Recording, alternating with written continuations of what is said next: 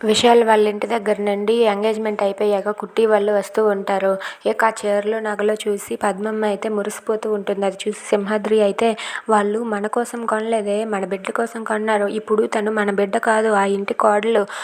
ఆ నగలు ఆ చీరలు మళ్ళీ వాళ్ళకే వెళ్ళిపోతాయి అని చెప్పి సింహాద్రి అంటాడు. ఇక ఉండయ్యా, వీళ్ళు నిశ్చితార్థంకి ఎలాగో రాలేదు, కనీసం ఇవైనా చూపిస్తానని చెప్పి హైమాకి జ్యోతికి చూపించడానికి లోపలికి తీసుకుని వెళ్తుంది పద్మమ్మ కుట్టిని. ఇక కుట్టిని చూసి యామిని ఇలా అంటూ ఉంటుంది. అబ్బబ్బబ్బా, చిన్నత్తయ్య గారు చూడండి, మన జన్మ ధన్యమైపోయింది. కుట్టి ఎంగేజ్మెంట్కి వెళ్ళలేకపోయినా దాన్ని చూసేసాం కదా, చూడండి మహాలక్ష్మిలా వెలిగిపోతుంది అని చెప్పి అంటూ ఉంటుంది. ఏం కుట్టి, ఎంగేజ్మెంట్ బాగా జరిగిందా అని చెప్పి యామిని అడుగుతూ ఉంటుంది. అది విని బాగానే జరిగింది అమ్మగారు అని చెప్పి అంటూ ఉంటుంది.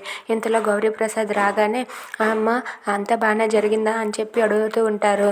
నన్ను ఆశీర్వదించండి జడ్జి తాతయ్య, బాగానే జరిగింది అని చెప్పి అంటూ ఉంటుంది. సరే, నువ్వు ఇది ఎంత బాగా జరిగిందో పెళ్ళి కూడా అంతే బాగా జరుగుతుందిలే అమ్మ, నువ్వు మంచిదను, నీకు మంచిగా జరుగుతుంది. అదే అదే ధ్యేయంలో నువ్వు కూడా పెళ్ళైన వెంటనే నువ్వు నీ కోచింగ్కి వెళ్ళాలి, నీ కోర్సుని నువ్వు పూర్తి చేయాలమ్మా అని చెప్పి అంటూ ఉంటాడు.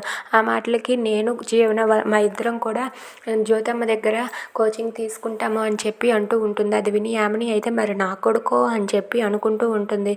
సరే, మీరిద్దరూ కూడా బాగా చదువుకొని మీ లాని పూర్తి చేయాలి అని చెప్పి అంటూ ఉంటాడు గౌరీప్రసాద్. దానికి కుట్టి సరే అంటుంది. Thanks for watching friends, please subscribe.